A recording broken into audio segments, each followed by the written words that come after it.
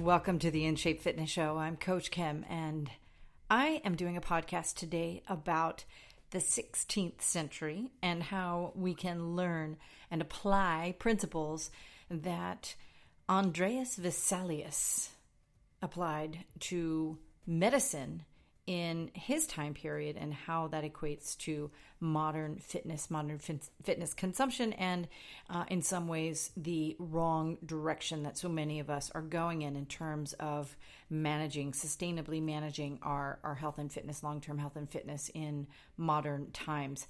I first learned about Dr. Vesalius when I read this really amazing book called The Tale of the Dueling Neurosurgeons. I'm not kidding. That is the name of the book, and it's by a guy named Chandler Burr. I'm going to send this to him. Hopefully he's listening, because it really did make such a mark on me in terms of how history, the principles applied from history, have so much to say in our modern times. And one of the things, the first story that is told in this really incredible nonfiction book that covers everything from epilepsy to schizophrenia and various other components of brain health, to the story that is involving Dr. Vesalius, and it has to do with injuries, sort of concussions and injuries to the head, specifically an injury to the head of King Henry II, I believe it was, in France in the 1500s, and the fact that Vesalius and another neurosurgeon came to aid in treating this king. Ultimately, he died 11 days after the impact of a jousting shard into his eye, into his head. But Vesalius was he wasn't meant to be a doctor. He certainly wasn't meant to be the father of anatomy, which is what a lot of people know him as. He was his backstory is one sort of bizarre tales of trying to learn about the human body, became a doctor, but then started realizing that some of the preconceived and acceptable standards upheld by the medical practices of the day were based on knowledge about the inside of the human body that was not accurate. And the reason that it wasn't accurate was because inside of the body really wasn't touched unless someone died. And, you didn't carve open. There was no surgery back in those days, really. There wasn't dissection of human corpses. But Vesalius figured out how he could do that. He kind of did it by stealing into the night into cemeteries, mass graves, and basically grave robbing in order to understand the components of the inside of the body and how the working parts fit together to make us this modern, just this incredible marvel. He wrote a book about anatomy, about his findings. It's called De Humani Corporis Fabrica, and of course it was written in Latin, and it was sort of the modern, or the first, the founder of the practice of anatomy, the discipline of anatomy. But what's really amazing, there were other things out there, that sort of drawings and descriptions of the human body that were already out there, but Vesalius decided that he wanted the body to be depicted imagely, illustrative wise, in its movement formation. So rather than, if you look at, kind of a science journal and you have like a picture of a human body, even to this day, you can look at an app of like the skeletal system, and it's a skeleton, laid out on a table or standing straight up. Same with the muscular system and the cardiovascular system. It's like, a corpse sort of layout, horizontal layout of a human body, and then someone is simply taking pictures of it in its anatomically neutral position. Vesalius thought that was ridiculous. I'm going to get to exercise in a minute, by the way.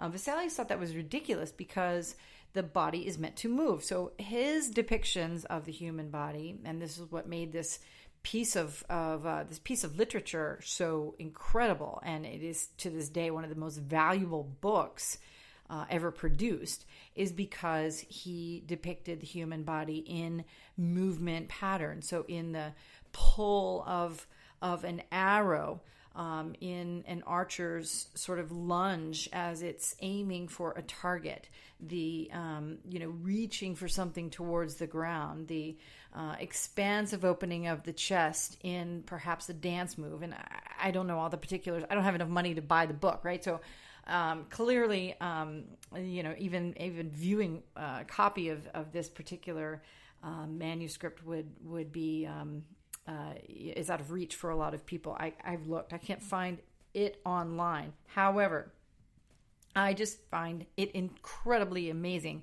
that it was in this day. Vesalius knew and now is known for his unique perspective that went against the grain completely of the notions of what was inside of the human body, what we believe to be true.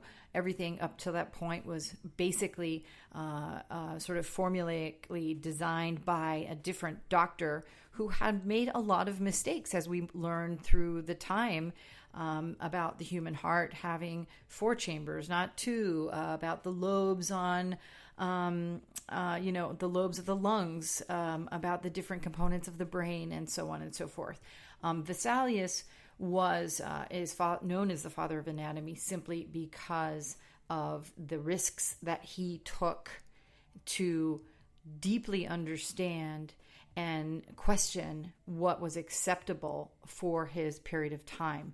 And I say this to you now, pivoting to our modern time and the way we look at modern exercise, because I very strongly believe that the big companies that continue to tell you that you need to come to their facility in order to work out, with your quotes, your air quotes in the air, to work out, got it wrong. We are going to have to face the fact that managing a long-term management plan of your own human body, your ability, and not just the way it looks, not just the way why you might be, how you are attractive or desire to be more attractive in terms of the black dress you're wearing, or the skinny jeans you want to own, or the bikini body that you want to have, or the bulging muscles that you want to show off at the raceway or in the driveway, whatever.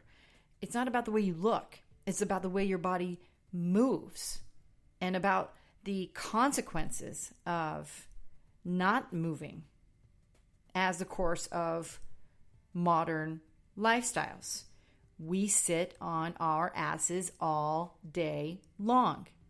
I was just reading for some statistics, actually, for the proposal, now that I'm finally getting to the end of writing this book I've been talking about for the last 2 years, Darwin on the Treadmill. Mr. Burr, if you do listen in onto this podcast, I'm hoping that author chimes in and potentially is interested in taking a look at what I've written, because Darwin on the Treadmill, a lot of it is sort of narrative stories that apply principles of gym-free fitness to the mistakes that we continue to make in terms of sustainably managing our own functional bodies. And it really is not about how you look when you're standing still. It is about how you feel when you are moving around, and how the manifestations affect you when you don't move around.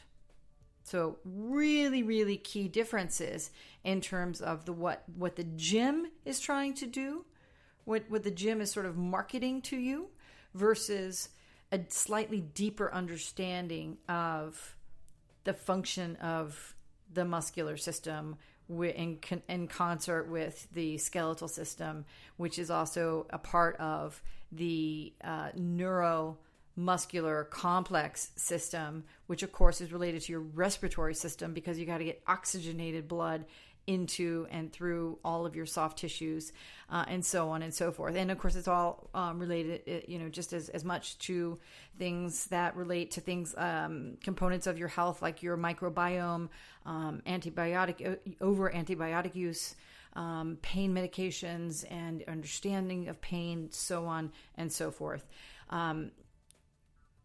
I lost my train of thought a little bit here, but I want to go back to the idea that the statistics that I discovered when I was looking up information to send to this book proposal to an agent, and the statistics about the amount of time we spend sitting down is truly remarkable. The number of hours that people spend in front of a screen now, adults, has reached 8 to 10 hours of the waking day. And that means computers, probably for a lot of people, it's even more than that. But computers, televisions, iPhones/iPads, or whatever Android device, all the devices, right? So all the screens that relate to checking out of your movement patterns and just watching and watching something and potentially typing. So kids, little people, younger people, which I guess 20 years ago or so spent on average about an hour, maybe 2 hours a day with a television, now also spend nearly 7 hours a day in front of a screen. That means if you are sleeping, this is important really for kids especially, 12 hours, 10 to 12 hours is what they're supposed to be sleeping. Tack on 7 hours of screen time to that equation, and you're left with such a small amount of time when your body is engaged in, whether it's moving around outside in the yard or, walking around in the park, going to fun activities, recreational activities, and participating in sports, to helping around the house with chores and doing really simple tasks that literally just keep your body moving around a little bit. I'm not talking about big time sports activities. I'm talking about simple life tasks that do require movement. And that is why the book it pulls from tales of things that are athletic, like equestrian activities and bow and arrow archery activities, martial arts, gymnastics, ballet, and other running, of course. Since I'm a running coach, obviously I always draw from running, but it also touches on other things like climbing trees, mowing the lawn, doing the house cleaning, things that take time and are not fun necessarily, but they work the body. Gardening is exercise. Pushing a lawnmower, riding on a lawnmower, not exercise. I have a whole chapter just related to the fact that, and you might know this because I posted some pictures of it on social media, I have an unmotorized, literally a manual spinning wheel across the axis of two wheels, sort of blade mowing machine from the 1920s that I bought at like a thrift store or garage sale in Virginia, so that I wouldn't have to use gasoline when I mow my lawn. And of course, it's a tiny little lawn, so it's not that big of a deal. But again, thinking about the long-term sustainability of the consumption in our modern world is taking us to a place, a really weird, really real, a uniquely catastrophic place where we are going to consume more than our planet can handle, and our species is no longer going to exist. We are not going to send, to sunset into a sustainable economy or environment in a couple of generations if we don't begin to rethink the way that we use our time, manage our bodies, and get through life from birth until death. We have to rethink it. And that is why I wrote my book. It's one of the reasons why I'm so devoted to convincing people to stop consuming exercise in experiences that require a trip to the gym, require a swipe of a membership card, require a ton of equipment, because the human body does come pre-packaged with all of the elements that are needed in terms of functional movement. You do not need to add anything else to the equation, but you do need knowledge. You need to understand the facets of functional movement. You need to understand the balance between the life, the consumption of your life, especially in terms of food, though I don't write about food and I don't really talk about it all that much. But if you are sitting all day, if your job is consists of a place at a desk and you do not move, you do not need to eat the same way that a house builder, a carpenter, or me mowing the lawn needs to eat in order to maintain the activities, the sort of biological necessities of your existence. And this is the problem. We've been told we need to eat 3 meals a day, or we need to snack throughout the day in order to stave off hunger. But no one is really hungry. Not really. Our bodies need a lot of things that they're not getting, but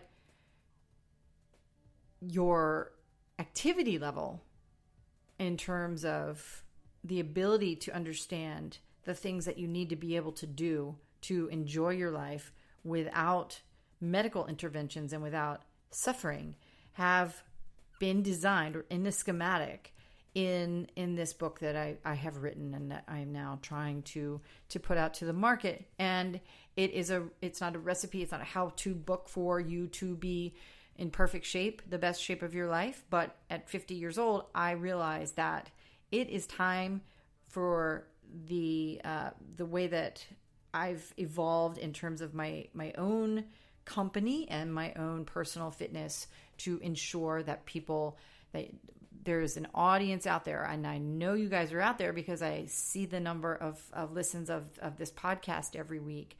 But we have reached a very sort of turning point, an anchor in the time of the way we approach fitness, by virtue of the fact that we are literally spending hundreds of billions of dollars on our health. We're spending tens of billions of dollars on gym memberships, and we are getting heavier and unhealthier every single year. And it is only happening in the United States of America.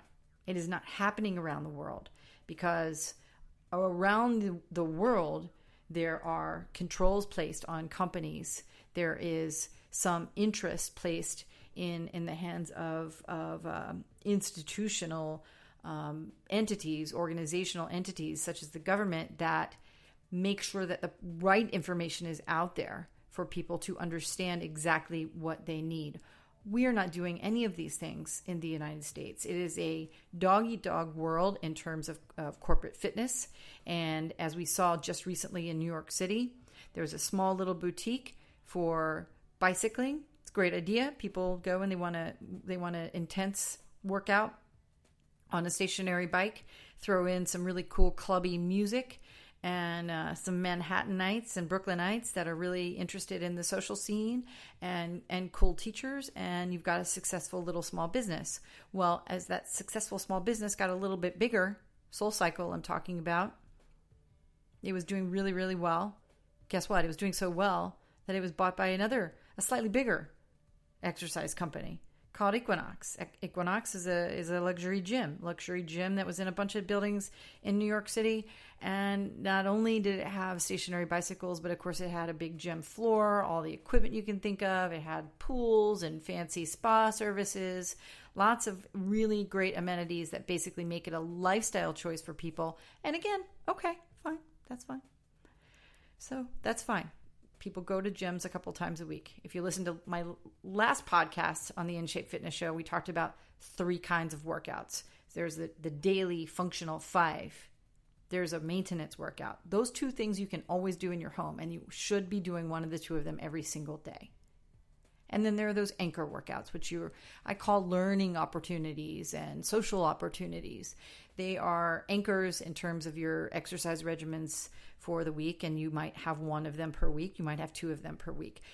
Going to a gym facility, if that's what your thing is, okay, well, all right. I'm not super keen on that, mostly because of the environmental impact that these big, huge facilities have on the destruction of the earth, and it is getting more intense, and it's actually not something people are talking about. But regardless, still pretty small. But a real estate company a few years ago decided to buy up both of these, and there are some other brands, fitness brands, included in them. So now, in the current form, this company called Related, which is owned by a very rich man named Stephen Ross, bought these brands and has now sort of connected them to his fancy luxury real estate empire, up in the ante just a little bit, a little more corporate, a little more of a racket. And guess what? We found out that just a couple of weeks ago, this really wealthy man had a $250,000 a person fundraiser for the President of the United States. And people were left scratching their heads like, liberal New Yorkers who go to SoulCycle thinking, oh, what the heck? How is it that my $40 or $50 session super cool spin class with this hip, cool, liberal place ends up backing a president that I'm not going to vote for, I don't support, and I kind of think is causing a significant amount of damage to our country. And this is what we're dealing with right now. And a lot of it is simply because people were crying outside the doors of their gym facilities because they didn't know, they didn't want to go in, they didn't want to spend money in a place that was going to, support political leanings of that are opposed to. However, the gym itself, the idea behind consuming fitness has become so second nature, so embedded in the fabric of our society that they're just, kind of paralyzed by the philosophical component of it. Deshackle yourself from the gym. Learn a little bit more about how the body functions and about the simple ways to thread movement patterns into everyday life, and you won't need to make that choice. You won't need to face that decision. You can feel free of that level of consumption. There are a lot of other things to consume. There are a lot of other sort of unpredictable choices that consumers are going to have to make about things like the number of cars they buy over a lifetime in a country that is increasingly doing damage because of the amount of waste that we produce, about the amount of meat that you consume over a week's period of time. I've contributed over the last several years many, many times to that Meatless Monday concept, that if you consume meat one less day per week, give it up for Mondays. And the impact on the environment, if everyone did that just one day, would reduce emissions in our greenhouse gases by 15% over a number of years. Other choices, in terms of the amount of shoes that you buy, the number of pairs of shoes you buy, whether you buy anything that's plastic, and reusing things like water bottles and stuff. All those few, choices that we need to start thinking about a little bit deeper. The consequences of the consequences. I have a whole chapter devoted to the consequences of the consequences. The idea that with every choice that you do make about whether you're too tired to go for a run or go for a walk after dinner, even though you've had a long day, or is it that you're too unstimulated? And the consequence of being too tired and therefore resting, producing inertia, a sense of stasis in your body, again, when you've sat all day, does more damage than the small amount of energy that it takes to decide to move and then take those first 10 steps or so until it begins to feel good. Because it really doesn't take very long for it to feel good. And you never feel regret when you make the decision to move. It's the regret you feel when you make the decision to not move. Darwin on the Treadmill is the name of the book, the name I've given the book that I've just written. And as I said, it lays out the schematic, the rationale behind the lack of need for these giant gym facilities, these really big fitness companies to develop and maintain so much control over regular people's lives. It's economically unsustainable. And from a health perspective, it is doing more damage than we know at this point. What we do know is that our health statistics continue down, our health expenses continue up, and we are reaching a precipice in terms of the quality of our lives and the messages that we send to our children if we don't take a different approach to managing our functional health. I'm Coach Kim from In Shape Fitness. It's kind of a little bit of a Debbie Downer podcast today.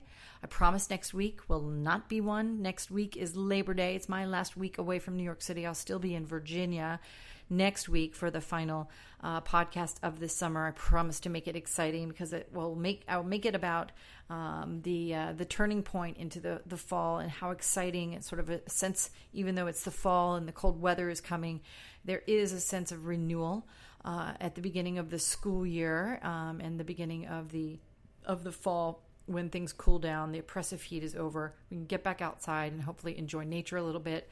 So that will be up next week on the In Shape Fitness Show. Have a great day. And of course, chime in, send me a note if you have any questions or thoughts about this podcast or any other.